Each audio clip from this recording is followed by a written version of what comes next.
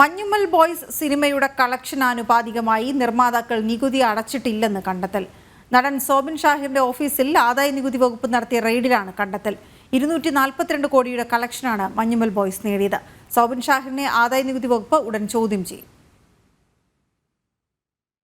പറവ films ഓഫീസിൽ നടത്തിയ റെയ്ഡിന് പിന്നാലെ സൗബിൻ ഷാഹിറിനെ വിശദമായി ചോദ്യം ചെയ്യാനൊരുങ്ങുകയാണ് ആദായ നികുതി വകുപ്പ്. ഇന്നലെ രാത്രി വൈകുവോളം നീണ്ട പരിശോധനയിൽ സാമ്പത്തിക ഇടപാടുകളുമായി ബന്ധപ്പെട്ട ചില രേഖകൾ ഉദ്യോഗസ്ഥർ കണ്ടെത്തിയെന്നാണ് വിവരം. സിനിമാ നിർമ്മാണത്തിന്റെ മറവിൽ കള്ളപ്പണ ഇടപാട് നടത്തിയെന്നാണ് താരം നേരിടുന്ന ആരോപണം. മഞ്ഞുമ്മൽ ബോയ്സ് എന്ന സിനിമയുടെ നിർമ്മാണവും കളക്ഷനുമായി ബന്ധപ്പെട്ട രേഖകളാണ് ഉദ്യോഗസ്ഥർ പ്രധാനമായും പരിശോധിച്ചത്. ആദായ നികുതി വകുപ്പിന്റെ കൊച്ചി യൂണിറ്റാണ് അന്വേഷണം നടത്തുന്നത്.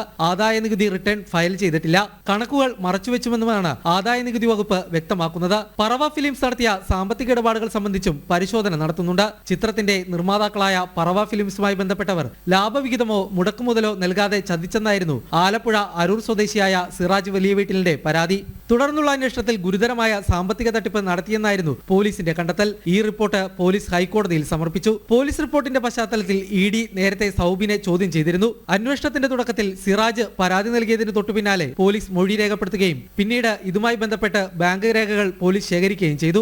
ഇതിൽ നിന്നാണ് ചിത്രത്തിന്റെ നിർമ്മാതാക്കൾ സാമ്പത്തിക തട്ടിപ്പ് നടത്തിയതെന്ന് വ്യക്തമായത്. ക്രിമിനൽ ഗൂഢാലോചന, വിശ്വാസവഞ്ചന, വ്യാജരേഖ ചമക്കൽ തുടങ്ങിയ കുറ്റങ്ങൾ ചുമത്തിയാണ് പോലീസ് കേസെടുത്തത്.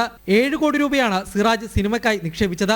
22 കോടിയാണ് ചിത്രത്തിന്റെ ആകെ മുടക്കുമുതലെന്നാണ് ഇവർ പരാതിക്കാരനെ ആദ്യം ധരിപ്പിച്ചത്. എന്നാൽ 18.65 കോടി രൂപ മാത്രമായിരുന്നു നിർമ്മാണ ചെലവ്. ഷൂട്ടിംഗ് തുടങ്ങുന്നതിന് മുൻപേ ആദ്യ ഷെഡ്യൂൾ പൂർത്തിയായെന്നും നിർമ്മാതാക്കൾ സിറാജിനെ തെറ്റിദ്ധരിപ്പിച്ചു. 1 രൂപ പോലും മുടക്കാത്ത നിർമ്മാതാക്കൾ പരാതിക്കാരന് പണം തിരികെ നൽകിയില്ല. പറവ ഫിലിംസ് കമ്പനി നടത്തിയത് കരുതിക്കൂട്ടിയുള്ള ചതിയാണെന്നും അന്വേഷണ റിപ്പോർട്ടിൽ പറയുന്നു. 40% ലാഭവിഹിതമാണ് പരാതിക്കാരന് നിർമ്മാതാക്കൾ വാഗ്ദാനം ചെയ്തിരുന്നത്. എന്നാൽ സിനിമ വലിയ ഹിറ്റായിട്ടും 1 രൂപ പോലും നൽകിയില്ല. ഇക്കാര്യം ബാങ്ക് രേഖകളിൽ നിന്ന് വ്യക്തമായെന്നും റിപ്പോർട്ടിൽ പറയുന്നു. തനിക്ക് ഏകദേശം 47 കോടിയുടെ നഷ്ടമുണ്ടായെന്നാണ് സിറാജ് പറയുന്നത്. ജനം, കൊച്ചി.